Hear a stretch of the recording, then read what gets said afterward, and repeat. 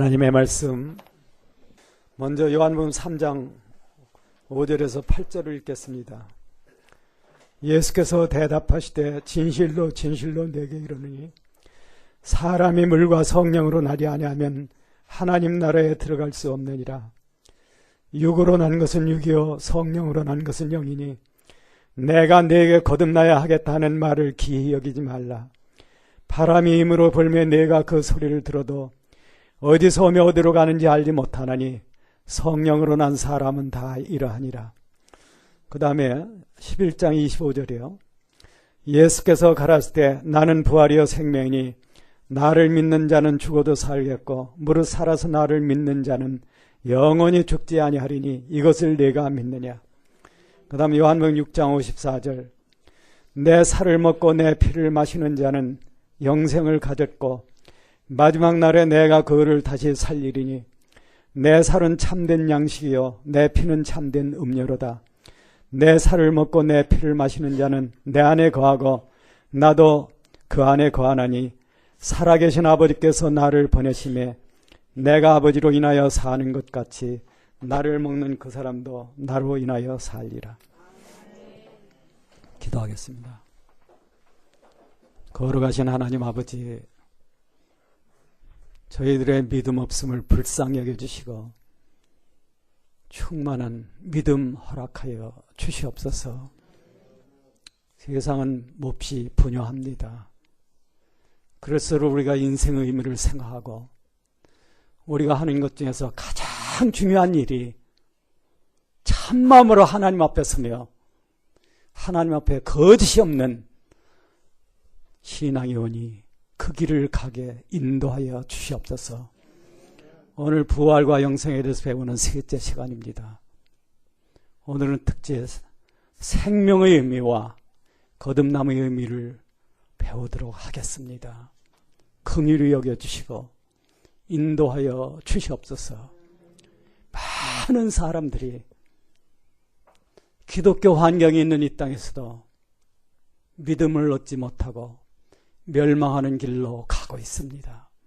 우리 주위에서 내 가족, 내 이웃들 하나라도 살릴 수 있도록 우리가 남은 세월 최선을 다하게 인도하여 주시옵소서. 구주 예수 그리스도의 이름으로 기도합니다. 아멘. 부활과 영생으로 간다고 하는 영생이라고 하는 것이 영원히 죽지 않고 사는 거죠. 과학적으로는 절대 불가능한 얘기입니다. 왜 그러냐면은 우리는 영원이라는 말을 하니까 그게 얼마나 큰 건지를 이해를 못한다는 거예요. 예를 들어서 100만 년 산다. 그러면 참 우리가 대단하다 이렇게 생각을 합니다. 거기다 1000억 년을 산다. 그럼 그것도 대단한 얘기예요. 그렇지 않습니까? 그런데 영원이라는 것에 비하면은 1000억 년도 잠시입니다. 여러분, 하나님 말씀을 참으로 받아들이시기 바랍니다. 그러니까 우리가 영원히 산다고 하는 거, 그거는 죽음이라는 게 없는 세계에 가는 거죠. 그런 차원. 근데 과학이나 세상 학문으로는요, 믿을 수도 없고 긍정할 수도 없는 그것이 성경 말씀이에요. 아니 500년 산다 그러면 많은 사람이 믿을 수 있을 텐데 영원히 안 죽는다 그거는 못 믿는다는 겁니다. 이 엄청난 얘기를 성경이 한다는 거예요. 여러분 믿으십시오. 그리고 여러분이 믿지 못하는 성경 말씀에 대해서는요, 믿게 해달라는 기도를 해야 됩니다. 저는 날마다 해요. 근데 영원히 사는 길로 간다는 것은 이제 우리가 앞에서 배웠지만은 부활을 통해서는, 부활이라고 하는 건요, 뭐와 같으냐 하면은 우주 전체가 뒤집어지는 것과 똑같은 거예요. 왜 그러냐 하면은 현재의 우주에는 부활이라는 게 없습니다. 우주 역사, 지구 역사, 인류 역사를 통해서 부활이라는 것을 보여준 거는 우리 주님의 부활이 딱 한 번밖에 없는 거예요. 그것을 유대인들은 거짓말이라고 꾸며내려고 했지만은 그럴 수가 없었어요. 그래서 이제 궁극적으로 부활하신 주님의 얼굴을 본 사도 바울이 그 부활에 대해서 강력하게 증언을 한 것이 성경에 기록되어 있습니다.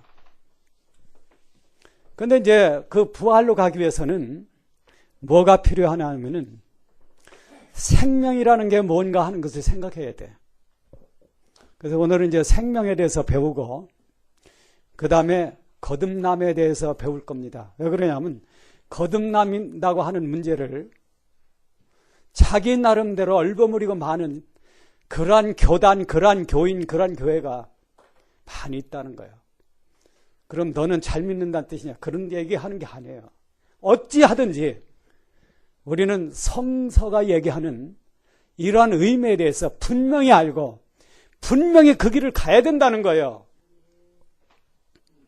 길이라는 게 잘못되면은 안 되죠. 지금 저는 이제 보통 화수목금 나흘은 빠짐없이 이제 등산을 해요.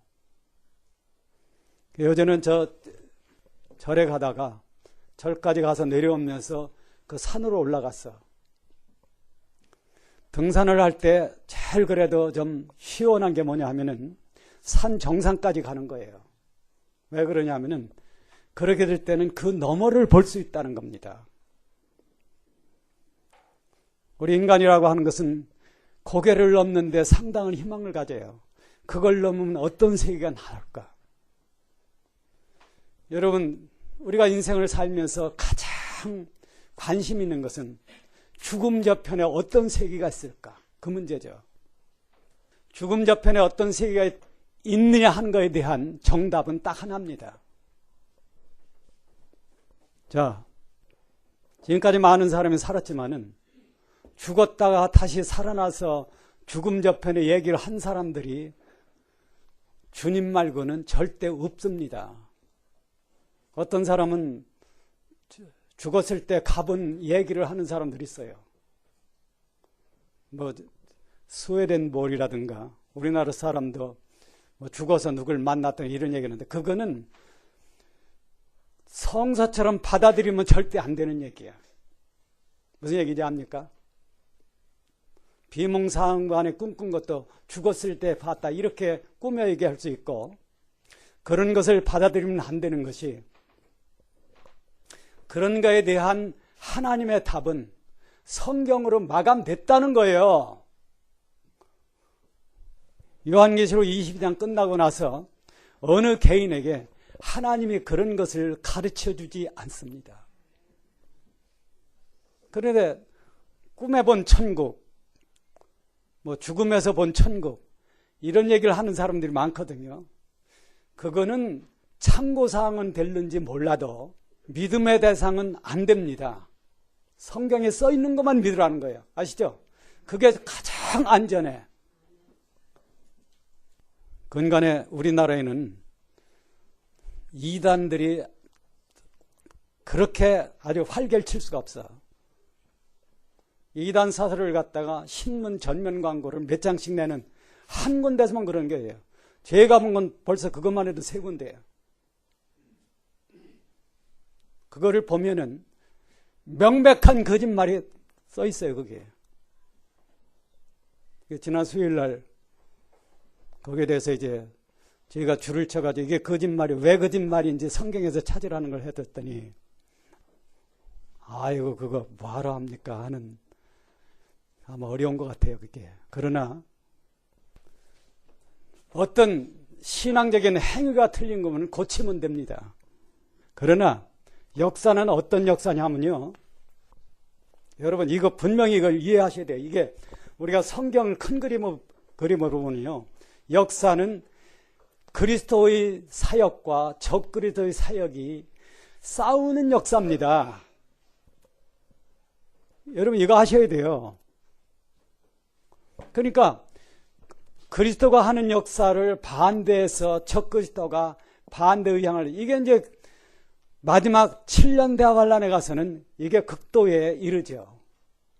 7년 대화를 안에서는 최고도로 적그리스도가 활동하는 그런 시점이 있어. 그게 전 3년 반 끝나고 나서 적그리스도가 예루살렘 환란 성전에 들어가서 내가 하나님이다 하는 것을 발표하는 거예요. 이게 이제 최고로 우주가 만들어진 이후에 하나님이 가장 진노하는 그런 시기예요.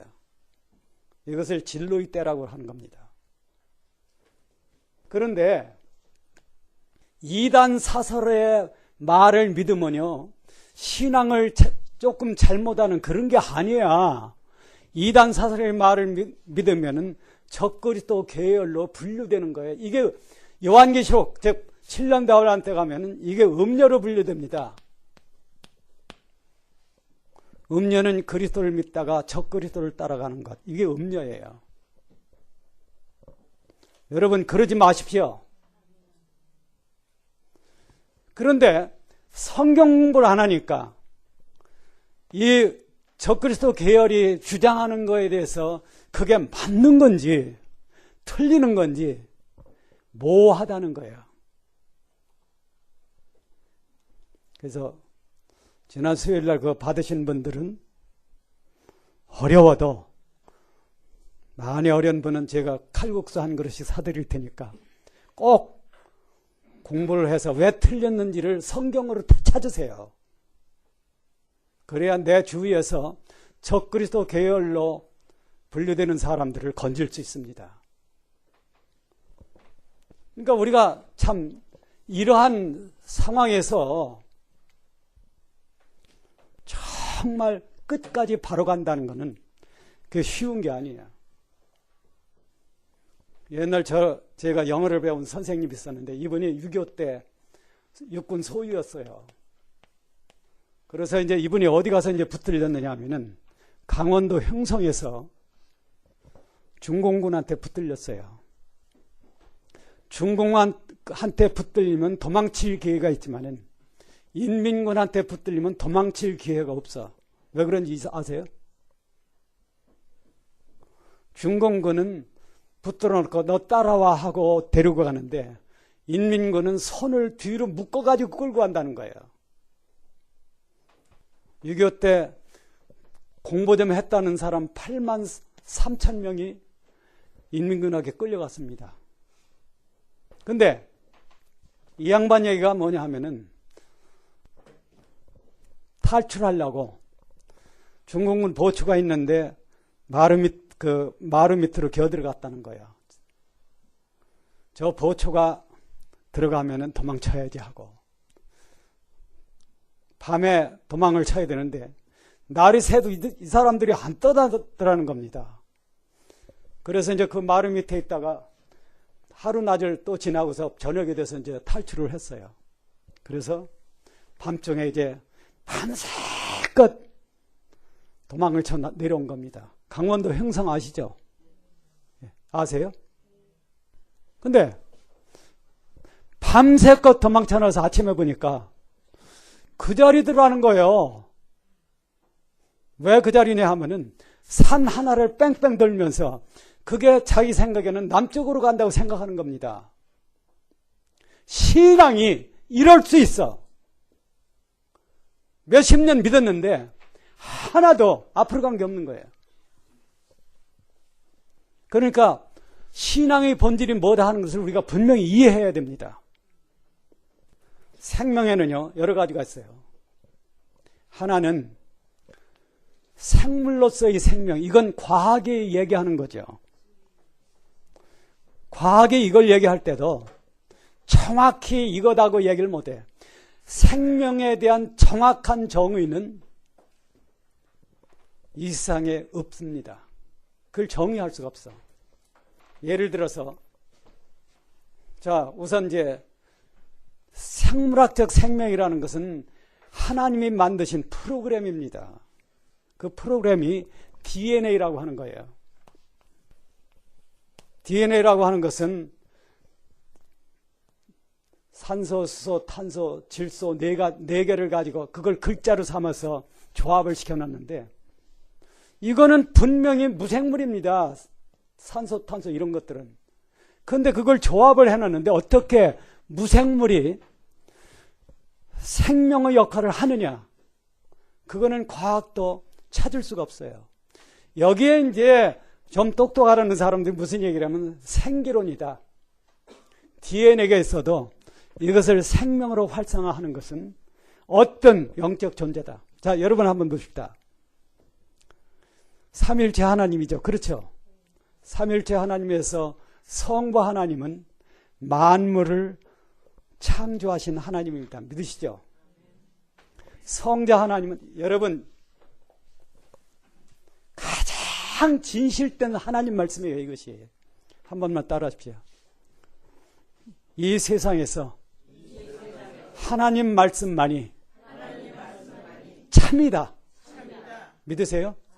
보통 참이 아니에요. 우주를 영원히 살리고 여러분과 나를 영원히 살리는 참이라는 거예요. 이게 중요한 겁니다. 근데 이런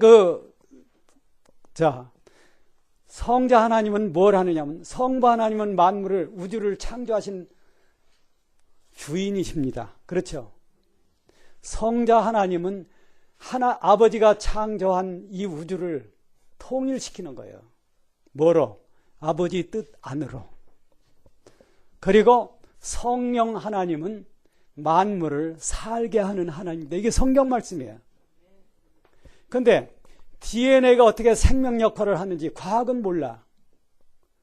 그러나 성경은 뭘 얘기하냐면 하나님의 영이 이걸 살게 한다. 그런 말씀은 있어요. 그건 뭐 저도 잘 모릅니다만은 어쨌든 생물학적 생명이라는 것은 뭘 얘기하느냐 하면은 바로 동물, 식물을 얘기하는 거예요.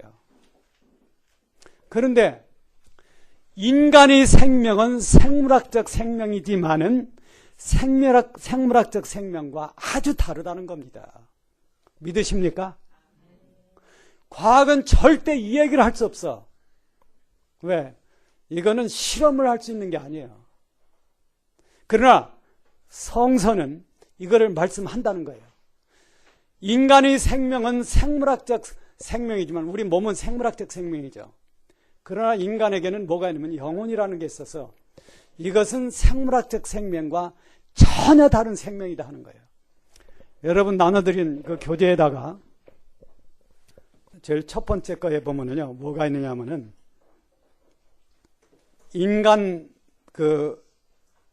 유전자에 있어서 98.4%가 침팬지와 인간이 다 같다.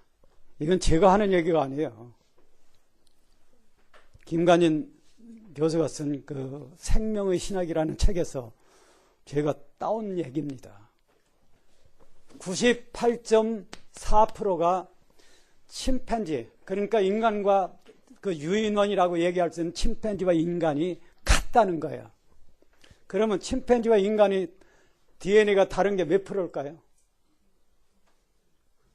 1.6%만 달라. 그런데 98.4%가 같은 침팬지와 인간이 실제 살아가는 활동을 보면은 천지 차이보다 크다는 거예요. 이것은 과학만 가지고 인간의 생명을 규정할 수 없다는 겁니다. 지금까지 생명이 뭐다 한 거는 아직 없습니다. 아시죠? 생명의 정확한 정의는 없다는 거예요. 그만큼 어려워. 그러니까 그 생명의 신학을 쓴 그분도 인간이 서술할 수 없는, 그렇지만 꼭 서술해야 하는 생명 하는 감탄문을 그 책에 써놨더라고요. 아무도 모르는 생명에 대해서.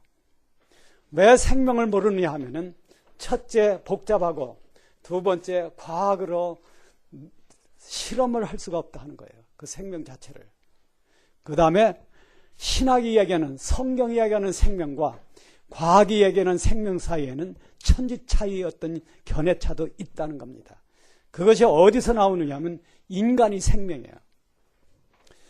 인간의 생명, 인간으로서의 생명이라는 것은 창조주 하나님이 어떤 목적을 갖고 있느냐 하면은 영원히 나와 함께 살자 하는 목적을 갖고 있다는 거예요.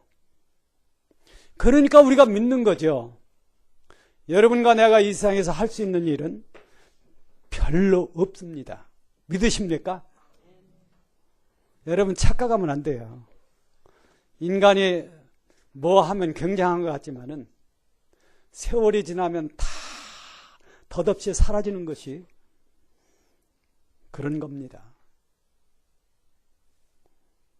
그래서 우리가 적어도 믿음을 갖는다고 하면은 적어도 영원히 사는 어떤 생명에 대해서 100% 책임을 져주시는 분이 있어야 된다는 거예요. 안 그렇습니까? 날들어 영원히 살라고 해서 내가 영원히 사는 게 아니에요. 나를 영원히 살려주는 그분이 내가 너를 불쌍히 여긴다. 그렇기 때문에 믿는 겁니다. 나는 그렇게 생각해요. 나는 언젠가 이 세상에서 가장 불쌍한 사람이 되었어. 나는 나를 사랑해서 자기 목숨을 버리신 내 주님께 갈 것입니다. 인간이라는 건 아무것도 아니야. 그런데 내가 영원히 산다는 것을 보증하고 약속한 그분이 지금 살아 계신다는 거예요. 하나님이 살아 계신다는 뜻은 하나님에게는 영원히 죽지 않는 생명이 있다는 겁니다. 그게 이제 인간으로서의 생명이죠. 그런데 이제 이 생명에 관해서 성경은 여러 가지 얘기를 하고 있어요. 그 중에서 가장 여러분과 내가 많이 보았고 관심을 가져야 될 것이 두 가지입니다. 하나는 생명나무라는 것하고 하나는 생명강이라고 하는 거예요. 여러분들이 성경을 읽을 때 우리가 모르는 게 많이 있을 수 있어요. 그러나 모른다고 포기하지 말고 안다고 아는 체 하지 말라는 거예요. 너는 왜 그러면 매주 아는 체를 해? 이거야 설교를 하니까 어쩔 수가 없다는 거예요. 제가 등산할 때마다요, 산에서 등산하는 사람을 만나면 인사를 합니다.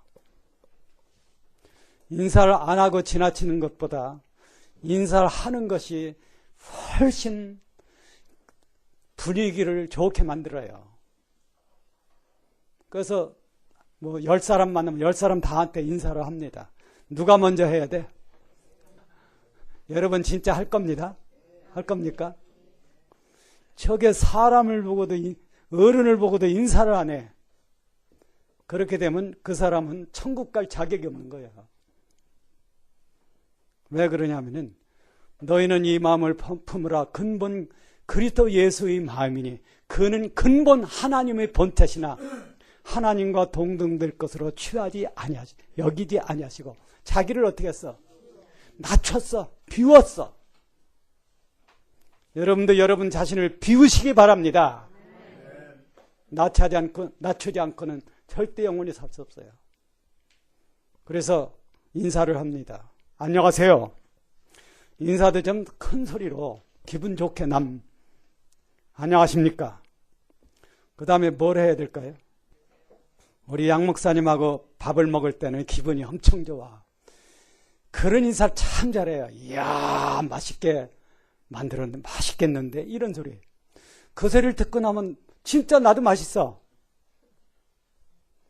이거 뭐 여기다 이런 걸 넣었어 하면은 맛이 웃기 시작한 거예요. 그 다음에는 뭐라 그러면 남자면은 할아버지 또는 아저씨, 선생님, 여자면은 사모님, 할머니, 대단하십니다. 이래.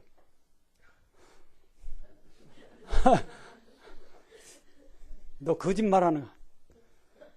나는 참 그 말을 하면서 하나님 앞에 반성을 해봤어요. 하나님, 이 얘기 해도 됩니까?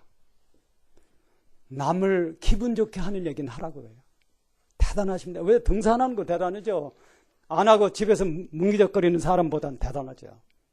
그리고 마지막으로 하는 것이 힘내십시오. 그리고 가는 거예요. 한번 바랍시다. 인사를 듣는 사람이 대단한 거예요? 하는 사람이 대단한 거예요? 예? 참으로 기분 좋게 돌아오는 사람은 듣는 사람보다는 몇 배 하는 사람이 기분 좋다는 거예요. 그러니까 등산을 하고 와도 얼마나 기분이 좋은지. 여러분, 남 섬기는 길을 배우십시다.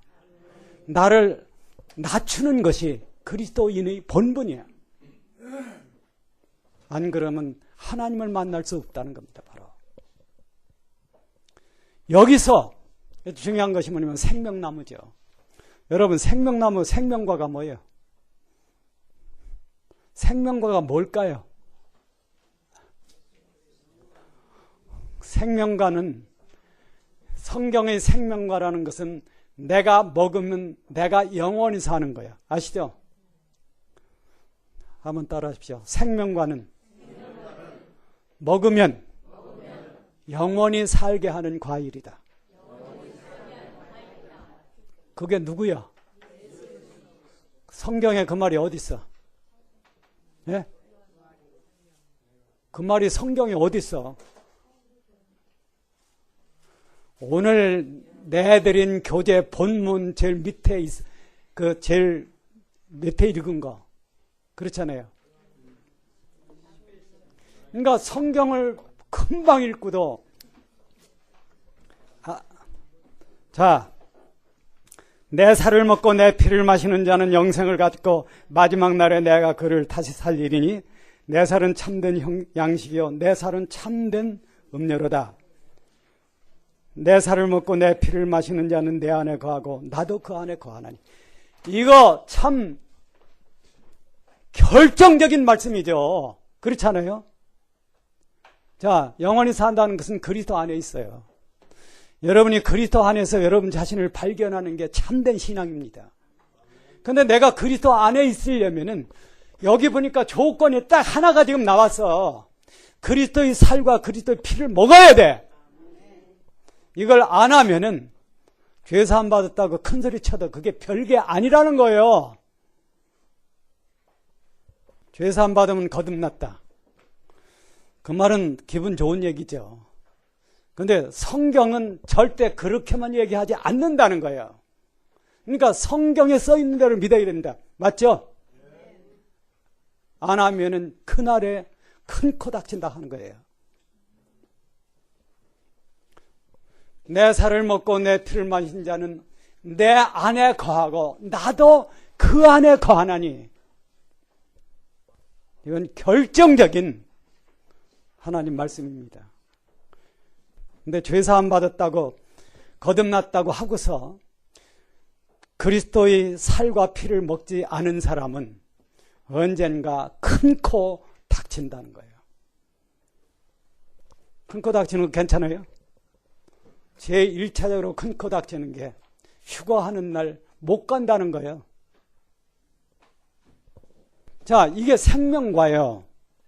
주님은 요한복음 15장에서 그 생명과 얘기를 포도나무 비유로 얘기했어. 너희가 나라고 하는 가지에 붙어 있지 않으면, 나라고 하는 포도나무에 붙어 있지 않으면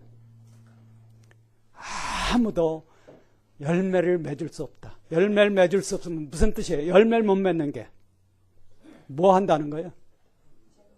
영원히 죽는다는 거예요. 아세요?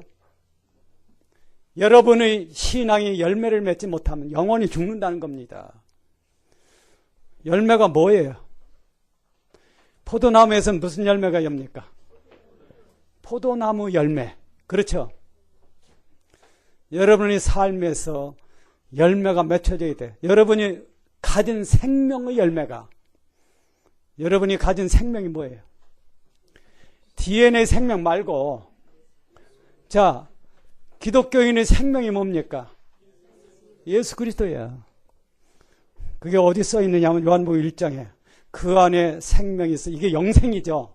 생명이 있었더니 이 생명은 사람들이 뭐예요? 인간의 영원한 미래를 밝혀주는 빛입니다. 뭐가? 예수 그리스도라고 하는 그 생명이, 나의 생명이 나의 영혼을 밝혀주는 빛이에요. 그러면은 내 안에 예수의 생명이 있다면은 이것이 열매를 맺어야 돼. 내 삶에서 예수의 모습이 나와야 된다는 거예요. 나쁜 짓 하면서 다 용서받았다고 안심하는 사람은 그거는 바보 천치입니다. 하나님을 만날 준비를 못하는 거예요. 그래서 이제 생명나무라는 게 중요하고, 두 번째로 생명이라는 말이 들어가는 것 중에서 또 하나 중요한 단어는 생명강입니다. 생명강. 강이라는 건 참 좋은 거예요. 강은 좋은 겁니다. 아시죠? 저는 가끔 저 버스 타는 데나 이런 데서 조그만 애들 잘 놀잖아요. 그럼 너무 이뻐가지고, 어제도 이제 남부터미널에서 오는데 그 조그만 애들이 이뻐서 1,000원짜리를 하나 줬어요. 그 이제 엄마 아빠가 있으니까 그 어린애한테, 야, 할아버지는 좋은 거야? 그랬더니 얘는 알아듣지 못하고, 그러니까 아빠가 할아버지한테 인사해야 하니까 나보고 하지 않고 제 아빠한테.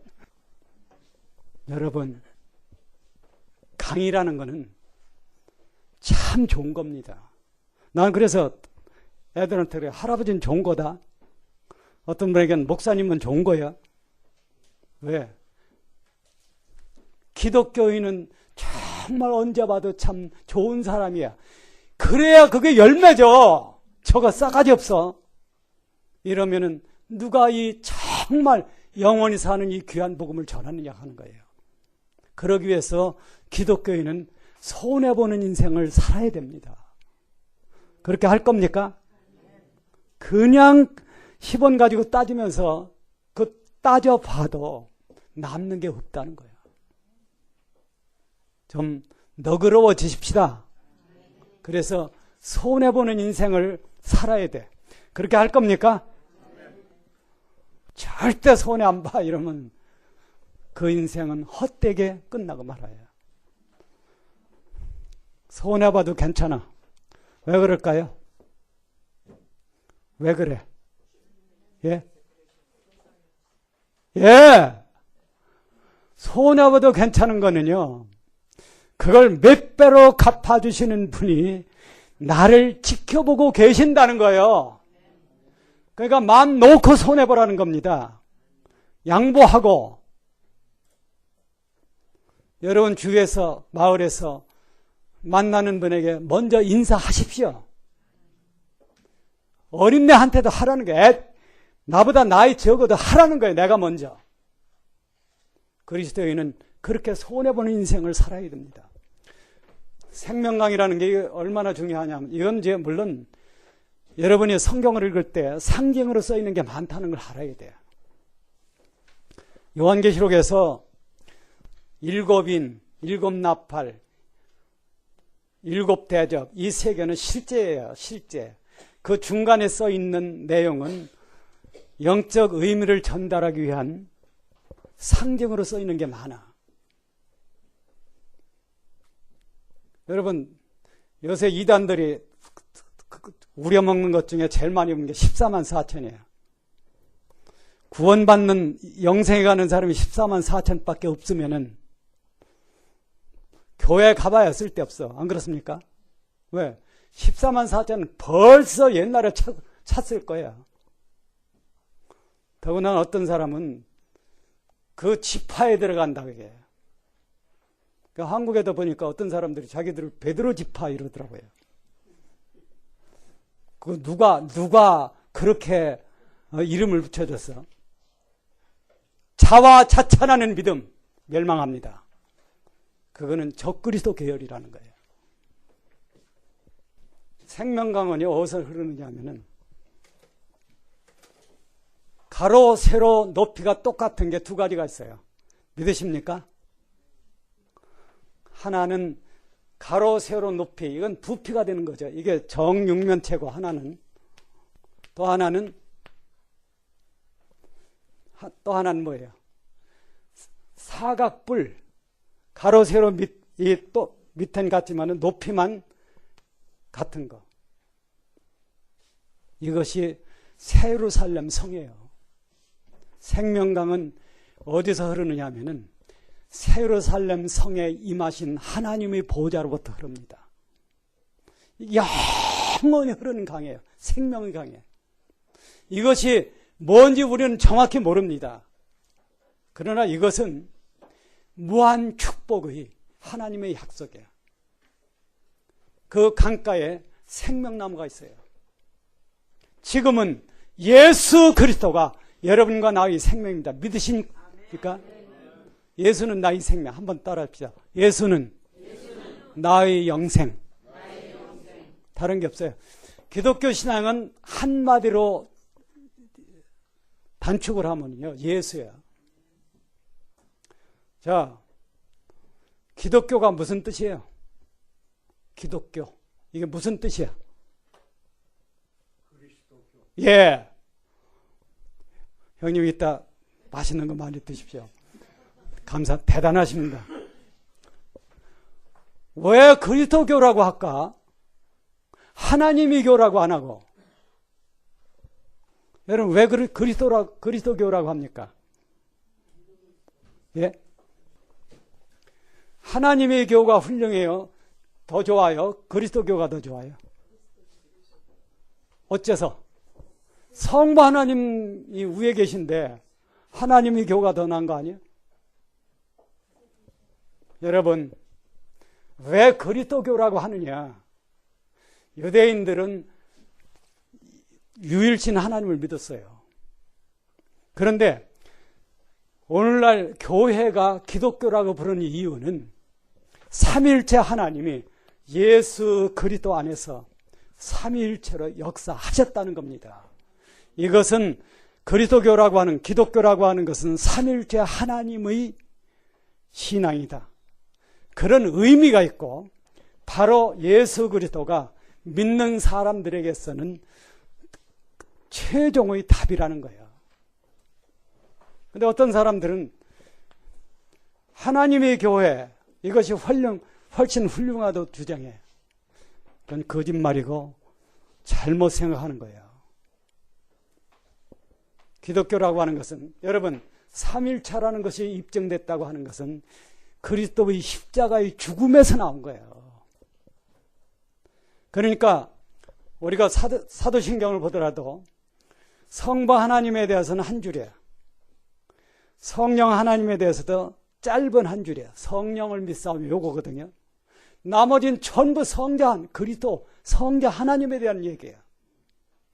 그만큼 성자 하나님은 삼위일체 하나님이 여러분과 나의 영원히 죽는 운명과 그걸 해결하기 위한 인간의 고통 속에 오셔서 삼위일체 하나님으로서 여러분과 나의 답이 되어주었다는 거예요.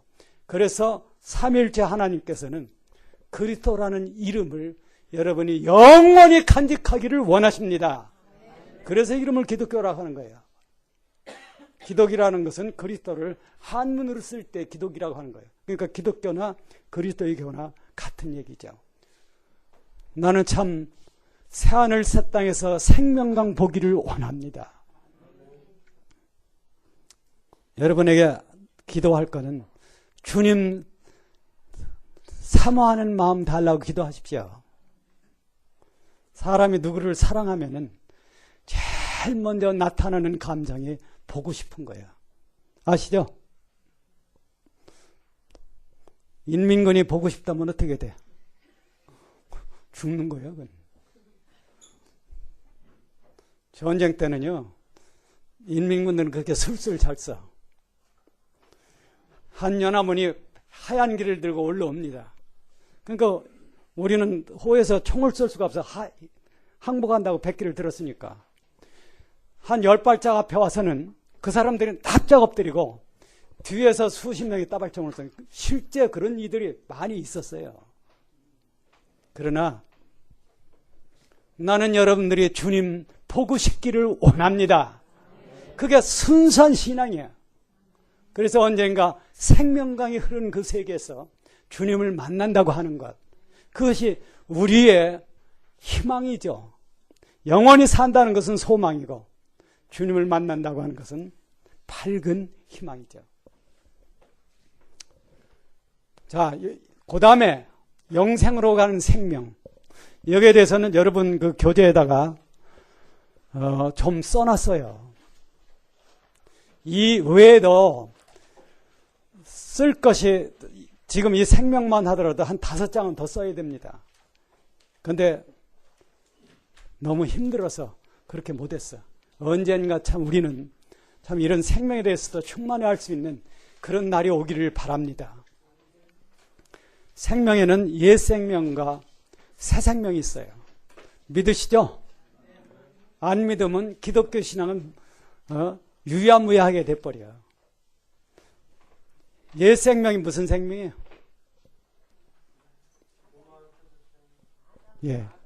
옛 생명이라는 것은 한 번 태어난 것밖에 없는 걸 옛 생명이라고 그래요. 한 번만 태어난 게 어떻게 된 거예요? 엄마가 나를 낳아주신 생명, 요것밖에 없는 사람, 이걸 옛 생명이라고 그래요. 근데 거듭나는 건 2번 태어나는 겁니다. 거듭난 생명은 뭐라고 그러냐면 새 생명이라고 하는 겁니다.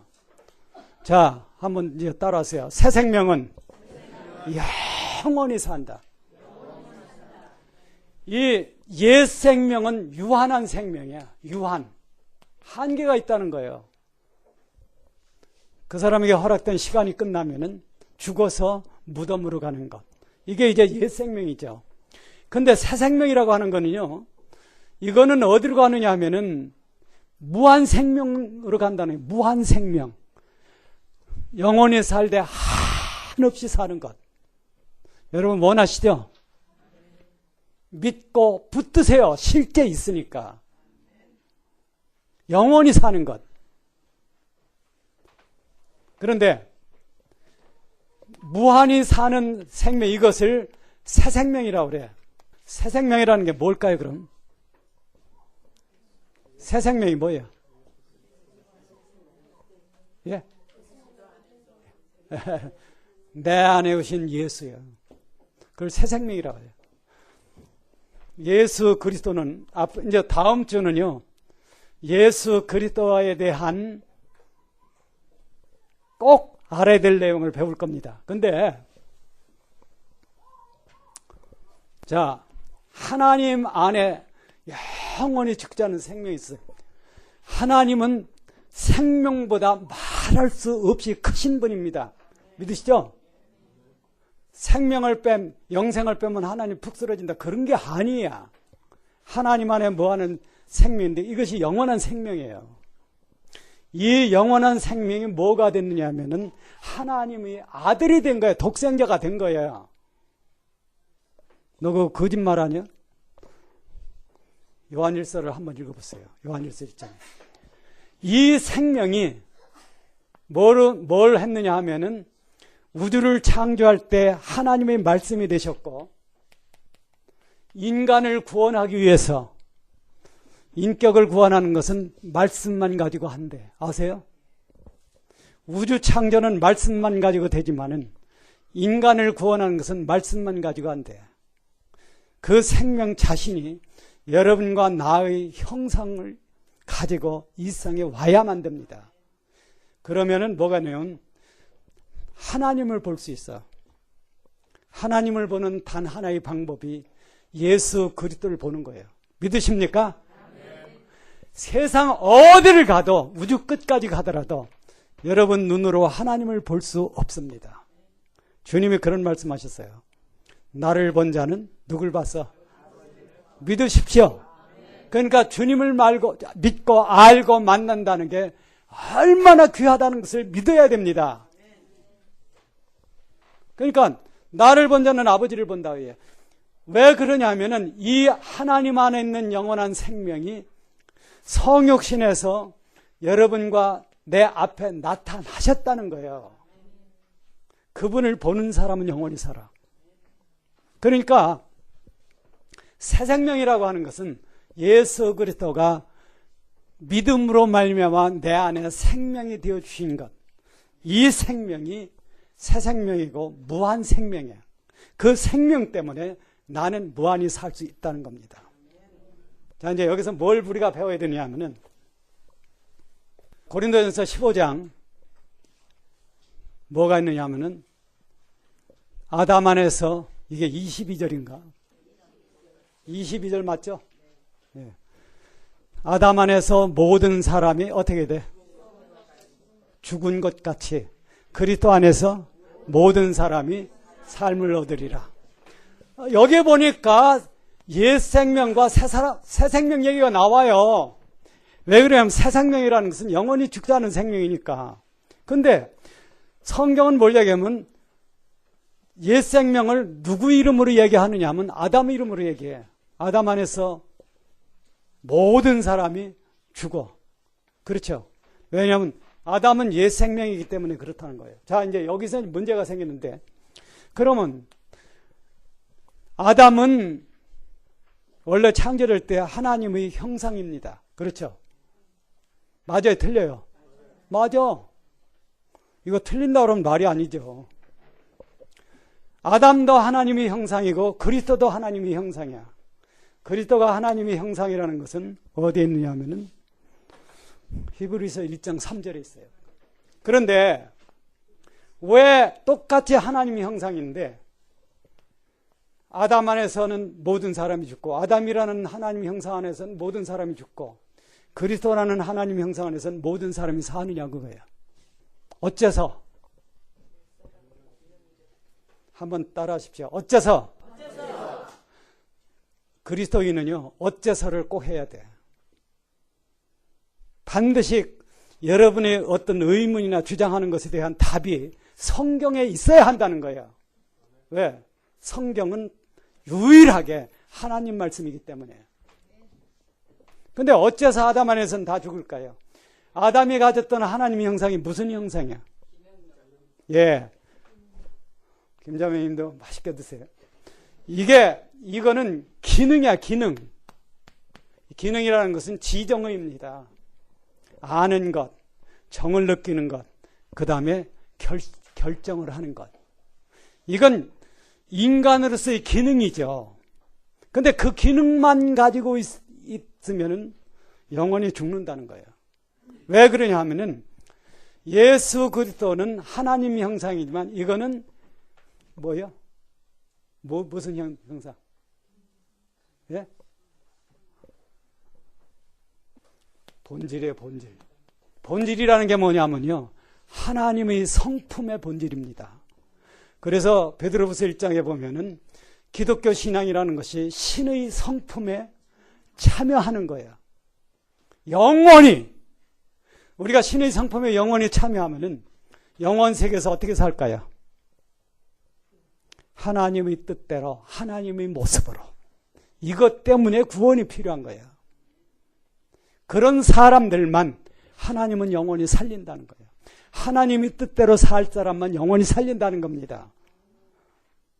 하나님의 무한한 거룩한 생명에 참여할 사람만 영원히 살린다는 거예요. 그러니까 아담 안에서 모든 사람이 죽을 것, 이거는 이제 큰 문제가 안 돼. 우리는 이 기능을 가지고 있어요. 그러나 그리스도 안에서는 우리는 모든 사람이 산다. 영원히 100% 산다는 겁니다. 믿으십시오. 이게 이제 옛 생명과 새 생명의 얘기죠. 우리는 유한 생명을 가지고 태어났지만 유한 생명이라는 게 별거 아니에요. 100년 살기도 하늘의 별 따기야. 여러분 100년 살 희망 있으세요? 그런 얘기하면 웃을 수밖에 없는 거죠. 왜? 여러분과 나는 절대 내일 일을 모릅니다. 아세요? 우리가 산다면은 하나님이 자비로 말미암아 산다는 거예요. 근데 성경은 뭘 얘기하면 새 생명을 얻은 사람은 영원히 산다는 거예요. 이게 이제 중요한 거죠. 이러한 생명을 가진 것을 하나는 옛사람, 하나는 새사람 이렇게 표현하는 겁니다. 그러니까 요 용어는 새 생명, 옛 생명, 유한 생명, 무한 생명, 옛사람, 새사람 이거는 좀 기억해 두세요. 이제 뭘 배워야 되느냐 하면 거듭난다는 것에 대해서 배워야 돼요. 여러분이 이제 50페이지에 거듭남의 의미와 실제, 여기서부터 좀 한번 읽어보시길 바랍니다. 언젠가 또 우리가 이런 걸 배우면요, 이거에 두세 배는 또 우리가 이런 걸 만들어서 나눠드리겠죠. 거듭난다는 게 뭐 하는 거냐? 이게 뭐냐 하면요, 거듭난다는 것은, 한 번만 태어나는 것은 기능적 하나님의 형상만 갖고 살다 끝난다는 거예요. 왜? 하나님의 본질이 없기 때문에. 하나님의 본질이 뭐라고 그랬어요? 여기서 새 생명 거듭난다, 이거는 예수 그리스도는 하나님 안에 있는 영원한 생명입니다. 이 생명이 뭐를 가지고 있느냐 하면요, 바로 인격적 특성을 가지고 있어요. 하나님의 인격으로 나타날 때 갖는 특성, 그 중에서 가장 중요한 게 뭐예요? 네 가지. 하늘 공의, 하늘 사랑, 하늘 겸손, 하늘 거룩. 이 특성을 뭐가 가지고 있냐면 하나님 안에 있는 생명이 가지고 있는 거야. 이 생명이 나타나신 바 된지라. 이제 요한일서에 그런 얘기를 하거든요. 그러니까 새 생명이라고 하는 것은 하나님 안에 있는 인격적 본질이 나타난 겁니다. 뭐 하기 위해서? 여러분과 나에게 와서 여러분과 나의 영원한 생명이 되어주기 위해서 나타난 거예요. 그분을 내가 믿을 때, 그분이 내 안에 계시면은 나는 새 생명을 가진 겁니다. 이것이 영원히 죽지 않은 생명이에요. 그게 있어야 되겠죠? 그렇죠? 자, 한 번 태어난 것은 유한한 생명이죠. 그게 언젠가는 세상을 떠난다는 거예요. 그런데 두 번 태어난 거, 거듭난다고 하는 것은 무한한 생명이에요. 무한한 생명을 가진 사람은 세상을 떠날까요? 안 떠날까요? 기독교인들 무덤에 안 가? 그럼 똑같네. 안 그렇습니까? 한 번 태어난 거는 두 번 태어난 게 똑같아. 달라. 한 번 태어난 사람은 무덤으로 가서 멸망으로 가는 거죠. 두 번 태어난 사람은 무덤으로 가도 어디를 거치느냐 하면은 부활을 거쳐서 영생으로 간다는 게 반드시 부활을 거쳐야 됩니다. 여러분도 앞으로 해야 될 일이니까 이걸 잊으면 안 돼. 여러분과 나는 반드시 부활을 거칩니다. 이게 무슨 부활일까요? 예, 그리스도의 부활에 내가 참여하는 거예요. 참여하면은 내가 부활한다는 겁니다. 부활함으로써 어디로 가느냐 하면은 영원히 가는 거예요. 나를 믿는 자는 어떻게 돼? 죽어도 살고. 자, 그것이 기독교인들이 무덤에 간다 하더라도 그게 이루어진다는 거야. 죽어도 어떻게 돼? 살고. 한 번밖에 태어난 것이 없는 사람은 죽으면 끝이야. 맞죠? 한 번 죽으면 끝이야. 근데 기독교인들은 절대 한 번 죽는 게 끝이 안 된다는 거예요. 그것은 왜 그러냐 하면은 거쳐갈 부활이라는 게 있기 때문에 그렇다는 겁니다. 부활은 누구 책임이에요? 본인 책임은 내가 나를 부활해요. 하나님을 바로 믿는 건 내 책이지만은 나를 영원한 부활로 인도하는 것은 성령 하나님입니다. 그걸 위해서 성령 하나님은 지금 내 안에 사셔야 돼. 은하교회 성도들은 하나님의 임재가 있다는 것을 붙드십시오. 믿고 붙드세요. 성령 하나님 내 안에 계시다는 것은 나를 영원히 부활시키기 위해서 지금 내 안에 살아계신 겁니다. 믿으십시오. 이것이 이제 거듭나는 거예요. 거듭난다는 것은 유한한 생명을 가진 인간이 그 생명을 무한한 생명으로 바꾸는 과정이에요. 그것이 거듭나는 거예요. 그런데 이제 여기서 거듭난다는 걸 우리가 생각을 좀 해봐야 돼요. 이건 굉장히 중요해요. 지금 얘기부터는 지금까지 잘 못 들으신 분도 지금 여기까지는 잘 들어야 돼요. 거듭난다는 게 어떻게 하는 거냐. 보통 사람들이 이제 복음을 깨달았다, 그런 거듭났다 이렇게 얘기를 해요. 근데 그건 힘이 부족하고 오류에 가까운 표현이라는 거예요. 자, 우선 거듭난다는 것을 개인이 알 수 있어요, 없어요? 성경적으로. 옛날에 우리 사촌 누님 아들이 있었는데 걔가 언제 그러더라고. 엄마 아빠 결혼할 때 봤어 그래. 그럼 엄마 아빠 뭐 하고 계시대? 그러니까 가만히 있던데. 내가 어머니 뱃속에서 나오면서 그걸 알까요, 모를까요? 구원받은 날짜를 알아야 된다. 그것이 뭐 나쁘다고 얘기할 수 없지만은 그걸 주장하는 것은 잘못된 거예요. 그 말이 어디 있느냐 하면은 바로 제일 앞에 본문에 한번 보세요. 요한복음 3장 8절.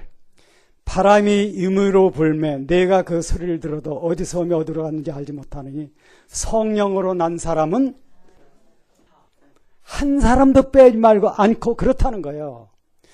바람이 부는 소리는 들을 수 있습니다. 그러나 그 바람이 어디서 어디로 가는지 몰라. 아시죠? 어떤 사람이 거듭난다는 것은 자기의 능력으로 거듭날 수 있는 사람이 아무것도 없어. 어떤 말씀을, 어떤 복음을 내 능력으로 깨달을 수는 있습니다. 그러나 그때 하나님의 성령이 역사하지 않는다면 내 능력으로 깨달은 것도 별거 아닌 내용이라는 거예요. 여러분 안에서, 여러분이 살아오는 과정에서 하나님의 영이, 즉 성령께서 언제 개입하시고 인도하셨는지는 절대 모른다는 겁니다. 믿으십니까? 지금 내가 예수 그리스도를 내 생명으로 얻었지만은 그것이 언제 어떤 과정을 통해서 이루어지는지 하는 것은 인간으로서는 모른다는 거. 지금 이 말씀을 하는 거거든요. 오늘 복음을 깨달았다 하더라도 이것을 깨닫게 된 동기는 벌써 얼마 전에 내 삶 속에 분명히 있었다는 거예요. 그것을 우리는 모른다는 겁니다. 단지 여러분은 하나님의 말씀을 하나님 말씀으로 진지하게 간절히 받아들이는 그런 사람이 되어야 된다고 하는 거죠. 자, 기독교에서 구약에 있는 의식은 주님이 다 폐했어요. 아시죠? 대표적으로 5가지 제사제들을 주님의 십자가의 죽음에 단번에 폐한 겁니다. 그래서 영단번의 속죄라고 얘기를 하는 거예요. 그런데 신약시대에 와서 새로 만들어진 제도가 2가지가 있어요. 의식이. 하나는 성만찬, 2번은 세례. 자, 성만찬을 얘기할 때 떡을 이제 떼어주는 거죠. 그때 떡을 흘려도 될까요? 흘리면 안 될까요? 흘리면 안 되죠. 왜? 주님의 몸이라고 나눠주는 거니까. 그래서 옛날에 이제 특히 카톨릭에서 이 예식을 거행할 때는요, 떡을 흘리는 사람은 굉장히 혼났어요. 여기서 이제 뭐가 나오냐면 화채설이 나옵니다. 그 떡을 입에 넣는 순간 그것은 실제 그리스도의 몸이 된다. 그걸 화채설, 화자가 변화된다는 화자고 채가 몸체니까 떡이 그리스도의 몸으로 변한다는 거예요. 그게 화채설입니다. 진짜 그럴까요? 안 그럴까요? 감히 어디라고 몇백 년 동안 그 큰 교단이 믿고 전한 것을 아니라고 그래. 근데 이게 문제가 돼. 이거를 반박한 사람이 누구냐면 바로 마틴 루터입니다. 마틴 루터가 무슨 말을 했느냐 하면은 성례전을 집전하는 사람의 떡을 흘렸을 때 쥐가 그걸 먹으면은 그 쥐도 천국 갑니까? 그 얘기를 한 거예요. 자, 그러면은 성만찬이라는 예식을 왜 할까요? 고린도전서 11장에 보면은 주의 죽으심을 오시는 날까지 전하는 것이라. 주의 죽으심을 전해야 돼. 맞죠? 그걸 하기 위해서 사람들의 눈에 보이는 의식을 행하는 거예요. 그런데 중요한 것은 이게 중요한 게 아니에요. 더 중요한 게 있어요. 그것은 뭐냐 하면은 영적 사실로서 내 안에 성만찬이 이루어져야 된다는 거예요. 아시죠? 그래야 될까요? 안 될까요? 왜 그러냐 하면은 그게 오늘 본문에 있는 말씀이에요. 자, 이제 숙제를 내리면 이건 누구든지 해야 돼. 예외가 없어. 요한복음 6장 54절부터 57절까지는 전부 외우세요. 왜 그러냐 하면은 나는 참 오늘날까지 기독교 신학에서 이 얘기를 강조하자는 게 참 이상해요. 성만찬의 영적 의미가 바로 이 말씀입니다. 뭐를 해야 되냐 하면은 내 뭐를 먹어? 살을 먹고 피를 마시는, 이 살을 먹는 게 뭐 하는 거냐 하는 거예요.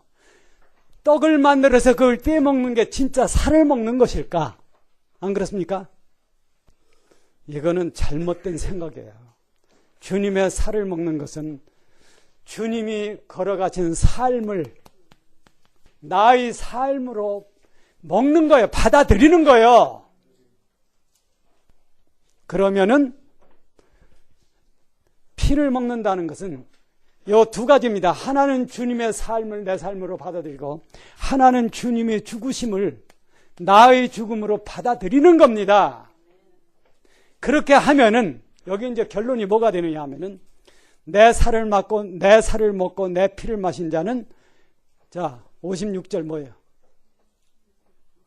내 안에 거하고 나도 그 안에 거한다. 이게 그리스도와 내가 연합되는 가장 근본적인 말씀입니다. 내 살을 먹고 내 피를 마신 자는, 그리스도인은요 세상에서 떵떵거리고 사는 게 옳은 길이 아니야. 검소하게 살아야 돼. 그리고 경건하게 살고, 그리고 남을 위해서 양보하고 손해보는 삶을 살아야 돼. 왜? 주님 가신 길이 그런 길이라는 거예요. 주님은 참 고난의 길을 걸었습니다. 자, 주님이 그런 말씀하셨어요. 여호도 굴이 있고 공중에 나는 새도 깃들일 곳이 있지만은 인자는 머리 둘 곳이 없다. 물론 뭐 이거를 해석하면은 그때까지는 몸인 교회가 없다. 몸에 머리를 둬야 되니까 그것도 좋은 해석이야. 그러나 더 중요한 것은 주님께서 제자들과 같이 계실 때도 홀로 산에 들어가서 산에서 자고 밤을 새운 것이 밥 먹듯 했다는 거예요. 그리스도인들도 주님 가신 고난의 길을 내 삶으로 받아들여야 된다는 겁니다. 복달라는 얘기만 하지 말고 그 고난에 참여하는 것이 주님의 삶을 내가 먹는 거야. 내 삶으로 받아들이는 거야. 그 다음에 반드시 주님의 죽으심을 거기에 나도 참여해야 돼. 그래서 웃지 마라 간조가 쓴 말이 엄청 유명한 게 오늘 그 책, 이 책 여기도 내가 적어놨어요. 그리스도인들은 옛 생명에 대하여는 이미 죽은 사람들이다. 믿으십니까? 그게 사실이라면은 여러분의 마음은 풍성해지고 넓어질 거라 하는 거예요. 그 사람은 주 안에 거하고 내 살을 먹고 내 피를 마신 자는 내 안에 거하고 나도 그 안에 거한다. 이것이 그리스도와 나의 연합, 말하자면 새 생명의 임재죠. 그래서 거듭난다는 것은 중요하고, 한마디만 더 하고 끝내겠습니다. 세례라는 거 있어요. 인간이 거듭나는 것은 하나님의 말씀으로 거듭납니다. 여기 잘 들으세요. 인간이 거듭나는 주체적 기능은 하나님의 말씀이야. 근데 인간이 거듭나는 방법은 세례입니다. 그걸 베드로서에 있는 말씀을 오늘 거기다 써놨어요. 물은 곧 세례라. 육체의 더러움을 대하여 버리심이 아니요 선한 양심이 어떻게 하는 거예요? 하나님을 찾아가는 거예요. 그게 그리스도인의 삶입니다. 우리는 죄성을 가지고 있어. 그러나 그 가운데서도 여러분은 선한 양심이 되어서 거룩하신 우리 주 하나님을 찾아가야 합니다. 아까 불렀던 찬송 4, 5, 6절 하고 기도로 마치겠습니다.